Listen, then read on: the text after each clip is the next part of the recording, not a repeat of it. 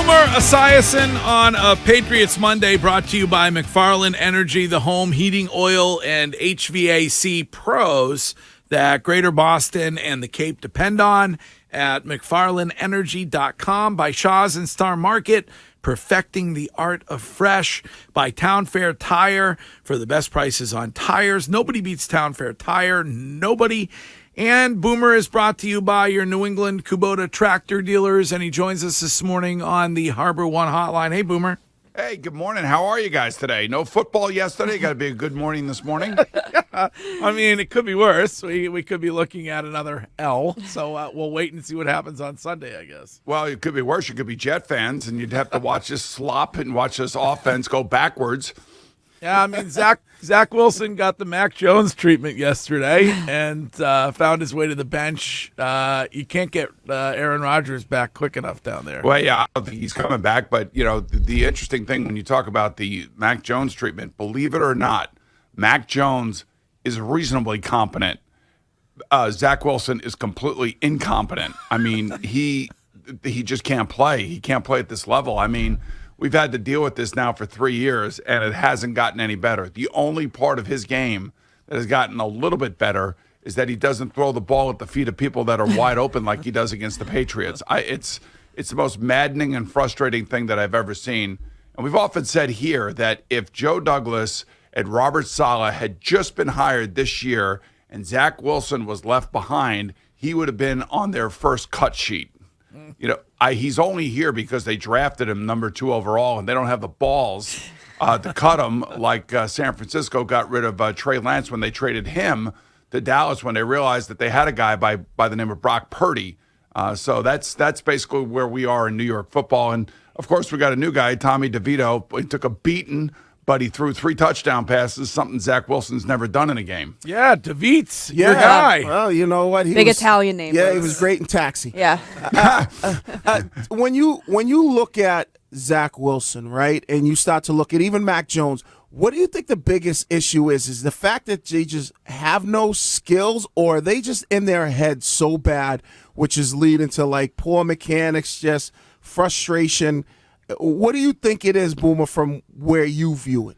I think it's basically mental. They all have the skill. They all have the physical skills and tools to do what is need to be done. And Zach has a really strong arm, and he can be accurate. There's no I don't ever doubt that. But ultimately, for a quarterback to stand in there, I don't know if you saw any of Josh Dobbs last night. I know they lost at the end of the game to Denver, but Josh Dobbs is making throws, and he's only been in an offense for 3 games. He's been around for 7 years, so he's been a little bit more acclimated than those guys. But, you know, he stands in there. He's got guts. He's got to know where to go with the football. He's got to elevate the players that he plays with. There's got to be an air of confidence and swagger and arrogance, if you will, for the quarterback. And really, in terms just to be good, you know, and then when you become great like Tom Brady was, you take that arrogance and take that confidence to a whole nother level that very few players ever attain at our position, and then hold on to it for as long as Tom Brady held on to it. And neither one of these, I think in their rookie years, they had moments where they thought that they could be something special. Now, some things happen around them that's out of their control. You know, Mac went through the Judge and and all of that Matt Patricia stuff last year, and then he's got Bill O'Brien screaming at him this year. I mean, some of this stuff's out of his control. But man, oh man, you could just tell 5 minutes into a game that neither team has any confidence on offense whatsoever. And that's why when I watched Tommy DeVito yesterday, or Tyson Bagent, a couple weeks ago for the Chicago Bears, these guys got balls, man. They stand in there. They'll take the shots. They'll take the hits. But they haven't lost their confidence. And they actually throw touchdown passes. And it's something that both Mac and Zach have completely lost, and neither team should reward them with any sort of understanding that they're going to be back next year in their uniforms. Speaking of the Bears, where do you rank that collapse yesterday, Boomer?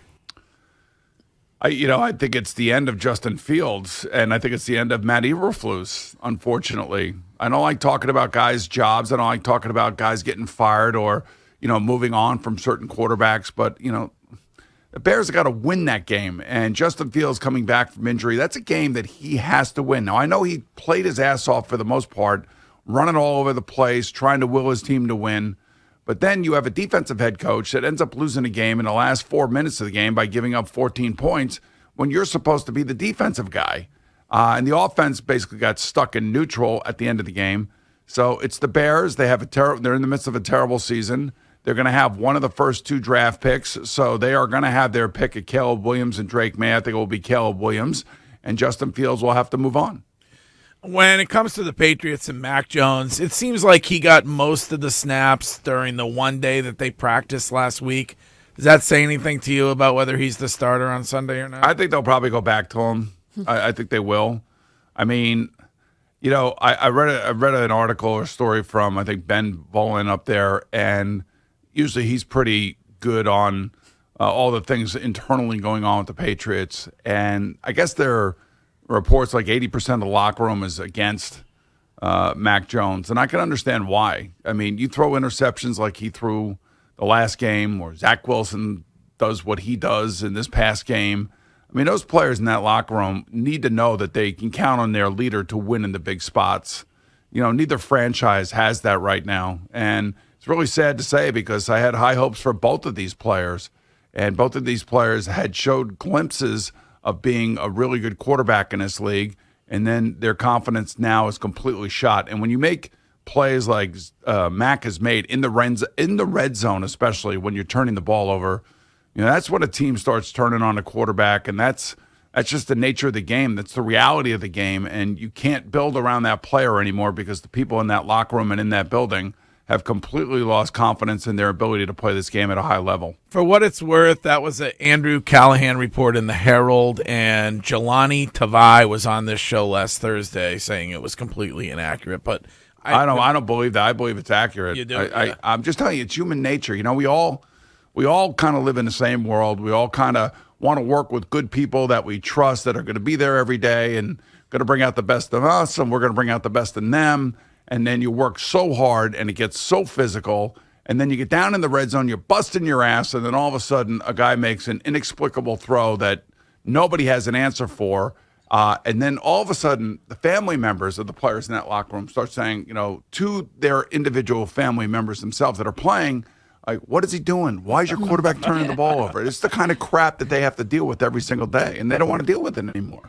Boomer, a big story right now that we've been talking about on the show, and it's been heavy in my group messages, is the Carissa Thompson story. And I'd be interested to know, since you've been in this industry for so long, where you fall on it. Because people are going back and forth. Obviously, she clarified after she was on Pardon My Take.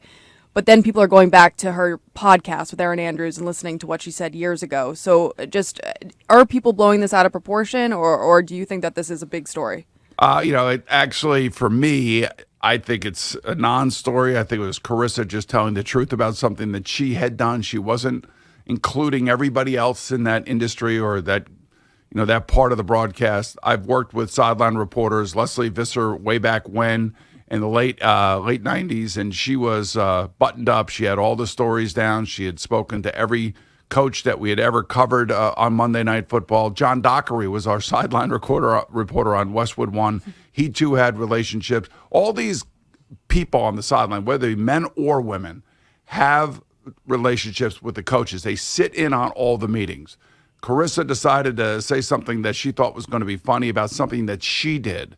I didn't hear her accuse anybody else of doing that. So I just... we all got to be careful of jumping on everything that everybody says without really truly understanding what the person is actually saying. So she made fun of herself. She didn't make fun of anybody else. But I think, Courtney, what everybody is responding to in these days are the haters on social media. So all the sideline reporters now are dealing with people coming at them saying, this is why sideline reporters are terrible. This is why we don't need them. What did they do? They are a valuable member of the broadcasting crew. And the people that work with them take them very seriously, regardless of what the haters on social media may be saying. If I remember correctly, the sideline reporter when you played was Marconi. Is that right? Yeah, it was about as long ago, yes. Okay. Boomer, if you were Robert Kraft, because we've had this discussion numerous times, or even just part of the Kraft family, and you had input in where this team goes next year. What do you think's more likely to happen? We see Bill back, new quarterback, we see Bill and Mac back, or we see neither one of those guys back, new coach, new quarterback? That's really this is going to get headlines. It's going to be all over the internet. It's going to go viral, depending on what I say right here. Good job there, Jermaine. Lead me right into it. What would you do? Yeah, what would I do? Yeah, I'm not in that building. So we have three situations here. I would think that it's unlikely both are back next year. Let's put it that way. I think that's why I put that one on the top of the list, that one of the two are not going to be back, and most likely Mac Jones is not going to be back. Number two, I would probably say that I would not be surprised if Bill was coaching somewhere else next year. I would not be surprised. Now, I'm not going to go to the length of some people and say, I know exactly where he's going because he knows where he's going. I'm not going to say that because I don't know that. I have no inkling of that. But I can honestly say to you that I could see two men sitting down, respecting one another, and saying to each other that, maybe it's time. Maybe it's run its course. Maybe things need to be different around here. And if Robert Kraft wants to change the way things are done up there, he's going to have to most likely let Bill Belichick leave because Bill controls everything. You guys know that better than I do. And he's not going to take a diminished role in any aspect of any of it up there. I don't suspect.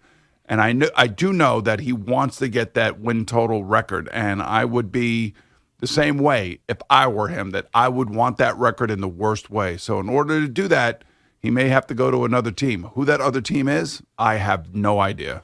Question of the week for Boomer, brought to you by McFarland Energy, the trusted source in Greater Boston, the North Shore, and all of Cape Cod when it comes to home heating oil delivery and HVAC work.